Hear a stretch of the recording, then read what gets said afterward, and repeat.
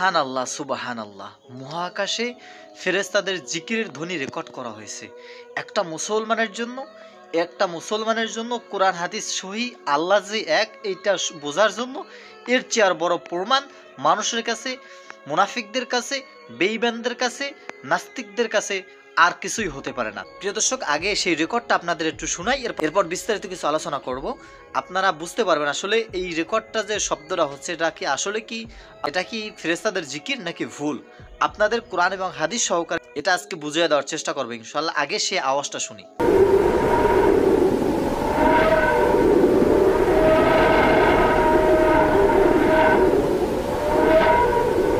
যে ভিডিওটা দেখলেন সেটা হয়েছে নাসা প্রকাশ করেছে যে মহাকাশে মিলিয়ন মিলিয়ন মানুষ জিকিরের ধ্বনির মতো একটা আওয়াজ হয়েছে।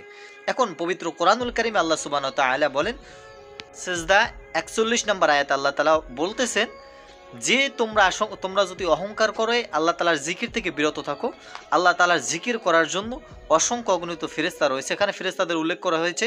ফেরেশতা রয়েছে, তারা সদা সর্বদা আল্লাহ তাআলার প্রশংসা আদায় করে, জিকির করে, তারা কখনোই ক্লান্ত বোধ করে না। সুবহানাল্লাহ। আল্লাহ তাআলার জিকির তারা সারাক্ষণ, সারা বছর তারা মাওলা পাকের জিকির সারাক্ষণ করতে থাকে। আল্লাহ তাআলা একবার বলে দিয়েছেন, তারা শুরু করছেন আর শেষ করে না, যতক্ষণ পর্যন্ত আল্লাহ তাআলা না বলবেন তাদের জিকির থামাতে।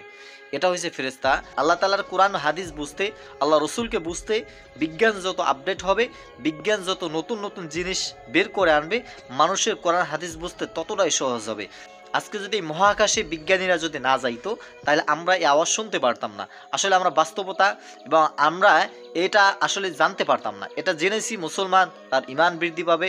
কোরআন এবং হাদিস যে সত্য, আল্লাহ তাআলার কথা যে সত্য, রসুলের সবে মেরাজের কথা যে সত্য, এটা তারা প্রমাণ দিবে, তারা এটার পক্ষে থাকবে। বাস্তব প্রমাণ মানুষের কাছে নিয়ে আসা হয়েছে, এখানে অস্বীকার করার কোনো সুযোগ নেই। এজন্য প্রিয় বন্ধুগণ, আমরা মুসলমান, আমাদের ধর্ম ইসলাম, ইসলাম শান্তির ধর্ম। সুন্দর দিনটা মেনে চলুন, ইসলামের প্রত্যেকটা কথা মেনে চলুন। ইনশাআল্লাহ আল্লাহ তাআলা আমাদের সবাইকে দ্বীনের পথে চলার মতো তৌফিক দান করুক। ভিডিওটা পর্যাপ্ত পরিমাণে শেয়ার করবেন।